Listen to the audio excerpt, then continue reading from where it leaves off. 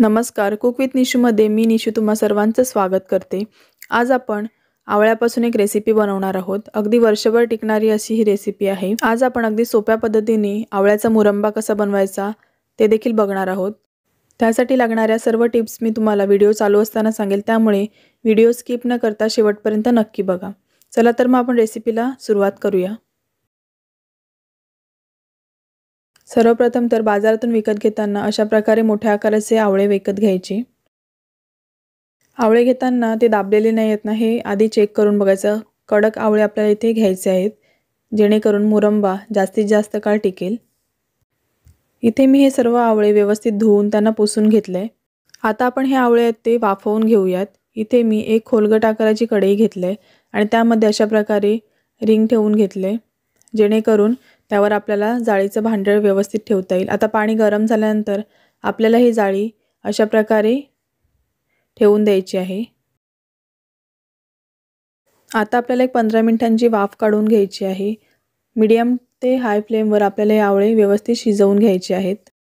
15 मिनिटाची वाफ काढून घेतल्यानंतर आवळे पूर्णतः थंड करूनच मी पुढच्या कृतीकडे वळते। आवळे आता पूर्णतः थंड झालेले आहेत।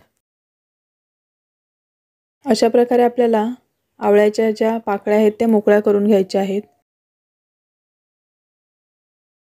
आवळे पूर्ण शिजल्यामुळे पाकळ्या अगदी सहज मोकळ्या होतात। आता अशाच प्रकारे आपण आवळ्याच्या सगळ्या पाकळ्या मोकळ्या करून घेऊया।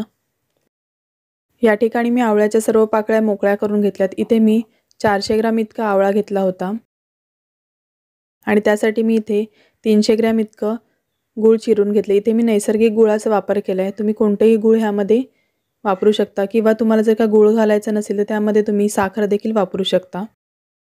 आता या मुरंब्याला थोडंसं फ्लेवर येण्यासाठी मी इथे 3-4 लवंग घेतल्यात, 1-2 काळी मिरी, 3 हिरव्या वेलच्या आणि 2 दालचिनीचे तुकडे घेतलेले आहेत। एका खोलगट पॅनमध्ये मी इथे आवळ्याच्या ज्या फोडी आपण करून घेतल्यात त्या घालून घेते, तसेच त्यामध्ये गूळ देखील घालते। गुळाचं प्रमाण इथे तुम्ही कमी जास्त देखील करू शकता। आता आपण जे खडे मसाले घेतले ते देखील ह्यामध्ये घालूयात। आता गूळ आणि आवळा आपल्याला व्यवस्थित गूळ विरघळेपर्यंत परतून घ्यायचा आहे। लो टू मीडियम फ्लेमवर आपल्याला ही प्रोसेस करायची आहे। आवळ्यापासून वेगवेगळे प्रकार बनवले जातात आणि आवळ्याचा आता सध्या सीझन आहे, त्यामुळे भरपूर प्रमाणामध्ये आवळे बाजारामध्ये येतात आणि आपल्याला आता फ्रेश आवळा मिळतो, त्यामुळे अशा प्रकारे आपण रेसिपी बनवून त्या वर्षभर खाऊ शकतो। त्यामुळे ह्या सीझनमध्ये नक्की आवळा आणा आणि त्याच्यापासून अशा प्रकारे मुरंबा बनवा। आता आपण चवीनुसार मीठ ह्यामध्ये घालूयात आणि मिक्स करून आपल्याला ह्याला एक वाफ काढून घ्यायची आहे।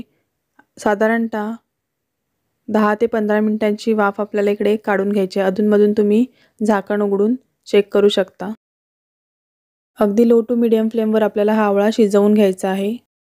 साधारणतः 15 मिनिटं झालेले आहेत। आता आपण एकदा चेक करून घेऊयात। तुम्ही इथे बघू शकता गूळ आहे ते व्यवस्थित विरघळले आणि आवळ्याच्या ज्या फोडी आहेत त्या देखील शिजत आल्यात। अजून थोडा आपल्याला शिजवून घ्यायचं आहे। अजून 5 ते 7 मिनिटांसाठी आपण एकदा पुन्हा एक वाफ काढून घेऊया। आता साधारणतः 7 ते 8 मिनिटांनंतर आपण एकदा पुन्हा चेक करून घेऊयात। गुळाचा पाक आधी आपण चेक करून घेऊयात। अशा प्रकारे आपल्याला चिकट पाक करून घ्यायचा आहे। जसं आपण साखरेचा पाक करतो तसाच आपल्याला इथे थोडासा चिकट पाक करून घ्यायचा आहे आणि आवळा देखील परफेक्ट शिजलेला आहे। आता आपण गॅसची फ्लेम बंद करून ठेवूयात आणि असंच हे रात्रभर आपल्याला ठेवायचे। साधारणतः 8 ते 10 तास तरी आपल्याला हे असं झाकून ठेवायचं आहे। साधारणतः 10 तासानंतर तुम्ही इथे बघू शकतात आवळ्याच्या ज्या फोडी आहेत त्यांनी पाक आहे तो व्यवस्थित शोषून घेतलाय। तुम्हाला मी एका प्लेटमध्ये काढून दाखवते। तुम्ही इथे बघू शकता पाक देखील व्यवस्थित झालेला आहे आणि फोडींनी देखील पाक एकदम व्यवस्थित शोषून घेतलेला आहे। आजची रेसिपी जर का तुम्हाला थोडी जरी आवडली असेल तरी व्हिडिओला लाईक करायला विसरू नका आणि कमेंट बॉक्समध्ये तुमच्या प्रतिक्रिया नक्की कळवा। अशा प्रकारे मुरंबा बनवून तुम्ही काचेच्या बरणीमध्ये स्टोअर करून ठेवू शकता। साधारणतः वर्ष ते 2 वर्षे ह्या मुरंब्याला काहीच होत नाही आणि अगदी तसाच राहतो। तुम्ही देखील ह्या हिवाळ्यामध्ये नक्की अशा प्रकारे मुरंबा बनवा आणि कसा झाला ते मला कमेंट करून सांगायला विसरू नका. आणि अजूनही जर का तुम्ही कुक विथ निशा चॅनलला फॉलो केला नसेल तर प्लीज सबस्क्राईब करा आणि बाजूला असलेलं बेल आयकॉन आहे ते देखील प्रेस करायला विसरू नका. Thanks for watching this video.